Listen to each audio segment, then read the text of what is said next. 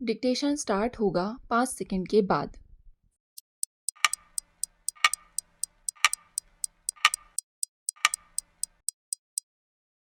महोदय, लघु उद्योगों व उद्योगों को दिए गए बैंक तथा वित्तीय संस्थानों से कर्जों की वसूली के लिए गठित कर्ज वसूली प्राधिकरण एक दिन में 100-150 मामलों की सुनवाई कैसे कर सकता है?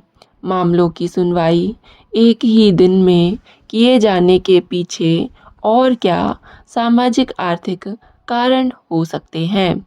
यह प्रश्न देश का लघु उद्योग क्षेत्र पूछ रहा है। शायद इस प्रश्न का उत्तर सुप्रीम कोर्ट में चल रही उस जनहित याचिका के अंतर्गत मिल सकता है जो कि इस कर्ज वसूली प्राधिकरण के गठन के विरुद्ध चल रही है। देश की लघु उद्योग इकाइयों का लगातार बंद होना इस बात का प्रमाण है कि जो विदेशी ताकतें, खासकर विकसित विदेशी ताकतें, हमारे लघु उद्योग विकास को ईर्ष्या की दृष्टि से देख रही थी, उन्हें इससे बहुत राहत मिली होगी। मैं नहीं कहता कि इन विदेशी ताकतों को राहत दिलाने के लिए ही हमारे कानून के प्रहरियों ने इस प्राधिकरण को कार्यान्वयन में लाने की अनुमति दी होगी, लेकिन एक और विकसित देशों के कानून हैं जो कि सूर्य की रोशनी का भी पेटेंट अपनी कंपनी के नाम दर्ज करा सकता है, और दूसरी ओर हमारे देश का कानून है जो कि हमारे लघु उद्योग क्षेत्र को पूरी तरह तहस नहस करने की जिम्मेदारी किसी विदेशी कानून को नहीं उठाने देगा। यद्यपि कानून की प्रक्रिया गैर कानूनी नहीं, फिर भी अति कानूनी प्रक्रिया भी किसी गैर कानूनी प्रक्रिया से कहीं कम नहीं ठहराई जा सकती। क्या दुनिया का कोई कानून इस बात की अनुमति देगा कि 10-15 लाख के सरकारी कर्ज की अदायगी में कहीं कोई मामूली चूक हो जाने पर उस इकाई की कई गुना कीमत की संपत्ति सामान्य रूप से नीलाम कर दी जाए? इसके अलावा उस इकाई में लगे मज़दूरों का क्या होगा? आज हमारे देश में जो औद्योगिक फैशन आ रहा है, उसके चलते हमारे वित्तीय प्रहरी ऐसी चकाचौंध से ग्रस्त हो गए दिखाई पड़ रहे हैं कि उन्हें स्वदेशी मोमबत्ती या रेडियो पसंद नहीं, बल्कि उन्हें इमरजेंसी लाइट चाहिए, मोमबत्ती नहीं। पिछले 2-3 वर्षों से हमारे उद्योग एवं निर्यात क्षेत्र में भारी मंदी का दौर चल रहा है। वित्त मंत्रालय और वर्तमान सरकार इस सच से भिज्ञ भी है।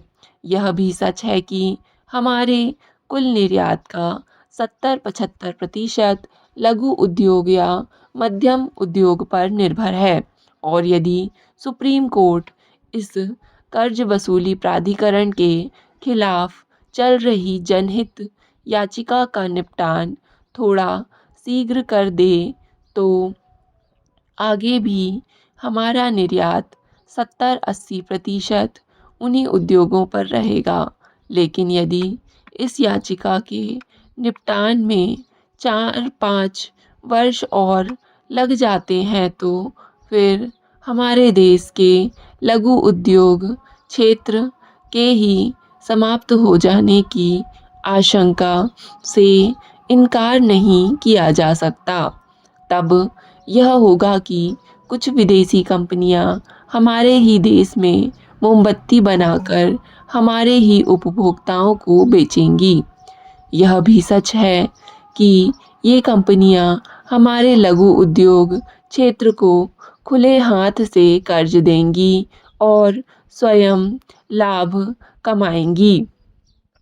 महोदय, चूंकि इन कंपनियों को भारतीय लघु उद्योग क्षेत्र बिल्कुल निहत्था मिलेगा, इसलिए ये कंपनियां इस क्षेत्र पर यह उपकार भी करेंगी कि वे भारतीय बैंक या वित्तीय संस्थान और फिर कर्ज वसूली प्राधिकरण की तर्ज पर कर्ज वसूल नहीं करती, बल्कि इस क्षेत्र का पूरा उत्पादन बाजार में स्वयं ही बेचने की गारंटी के साथ इस क्षेत्र को कर्ज दे रही है। स्पष्ट है कि ये विदेशी कंपनियां इस क्षेत्र के पूरी तरह डूब जाने का इंतज़ार कर रही हैं। यदि यह कर्ज वसूली प्राधिकरण 5-6 वर्ष इसी गति से काम करता रहा तो इन विदेशी ताकतों की शुभकामनाएं शीघ्र ही पूरी हो जाएंगी। हमारे वर्तमान बैंक और वित्तीय संस्थानों के प्रबंधकों को कौन बताए कि प्रधानमंत्री ने देश के गांव-गांव में कुओं और ट्यूबवेलों की भरमार कर दी। ऐसा नहीं कि उस समय इन बैंकों के अफसरों या अन्य कर्मचारियों ने ग्रामीणों को छोटे छोटे कर्ज देने में आनाकानी नहीं की थी।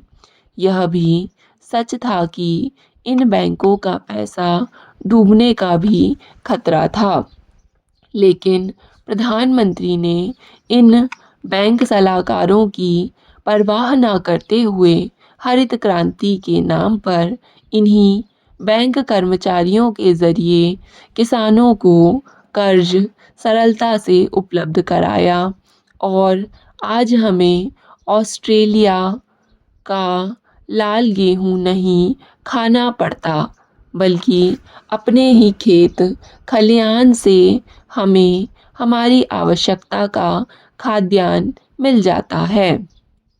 यह उदाहरण इसलिए देना पड़ा ताकि बैंक और वित्तीय संस्थानों के उन कर्मचारियों को संतुष्टि मिल सके जो कि किसी एक या दो ट्यूबवेलों पर दिए गए कर्ज की वापसी न होने पर अपनी नींद खराब कर रहे होंगे।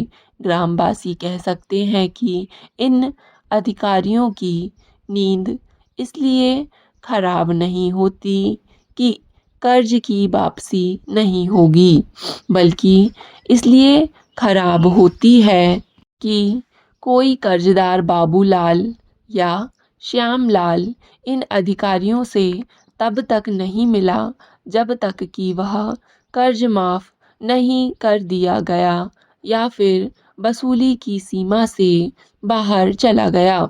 इस संबंध में यहाँ बैंक या वित्तीय संस्थानों के ईमानदार अफसरों एवं कर्मचारियों की जानकारी के लिए शायद यह दोहराना गलत नहीं होगा कि आर्थिक विकास के लिए यह आवश्यक नहीं कि उद्यमी इन अवसरों से होली, दिवाली या अन्य मौक़ों पर लगातार मिलता रहे, बल्कि कई मौके लघु उद्यमियों के दौर में ऐसे भी आते हैं जबकि ये उद्यमी चाहते हुए भी इन अवसरों से नहीं मिल पाते।